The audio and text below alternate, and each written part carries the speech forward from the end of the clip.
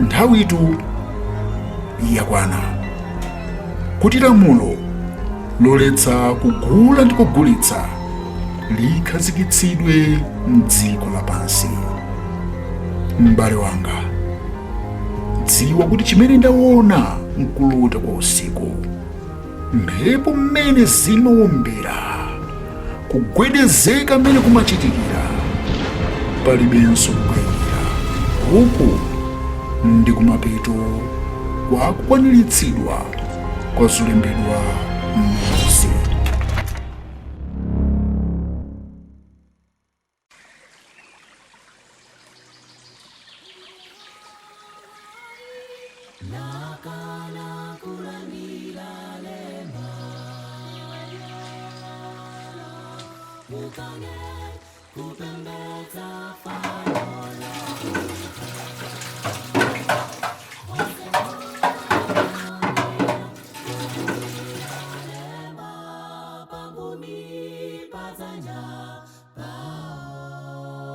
After a day of worldwide IT chaos caused by a big round, the Boston cybersecurity firm responsible said it could be some time before all systems are back up and running. Thousands of flights have been... The world woke up this morning to global chaos. Massive tech outages are impacting airlines, businesses, offices.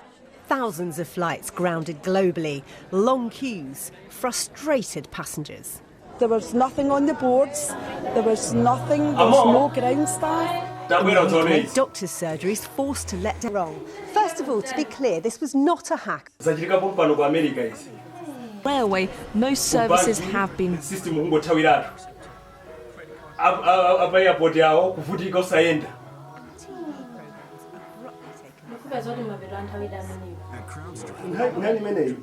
Nimeta khatu kambira komanso chivumbulutso chapter 13 verse 17 imaneneratu kunena kuti adzalitsa kugula ndi kugulitsa nthawi ija nditiyo ndimene izi anthu khala stranded zona pa airport osaenda lero olomaiko mwathu momwe muno tikumaonanso paliponse malodi block ndizakhati kuyenda nthawi yabwino ndinoyi komezi zopatsa chimwemwe zopatsa chimwene akuimba dankanira. Yeah, let me answer this call.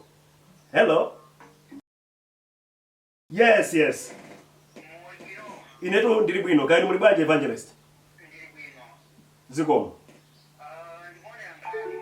Yes.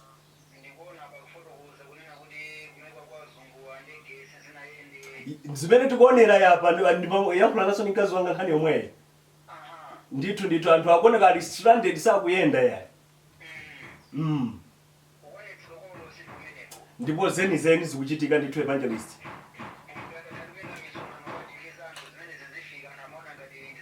Yes.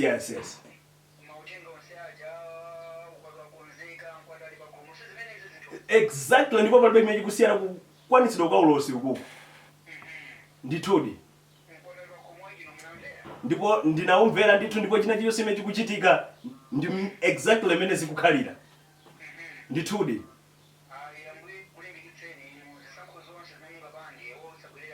Zikomo kwambiri.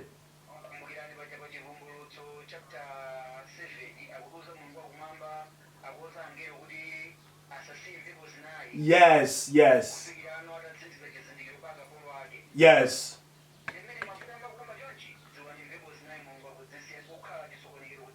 Exactly, Evangelist. Zikomo kwambiri. I think ukuona izi zachitika dziko lonse. So I think chiganizo chimene ndapanga chija chopereka kalata kuntchito yosiya ntchito ndi chabwino kwambiri. Kwabasi ndipo chisatipatse kufoka chindo chofuna chitipatse chilimbikitso. Chifukwa ndiye nthawi ndota kuti ulendo ujopita kwathu uja ndiye watani wayandira.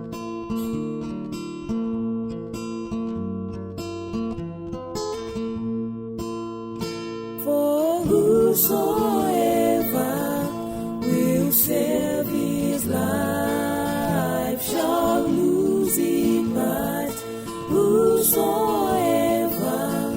will lose his life for his sake shall save it. For whosoever will save his life shall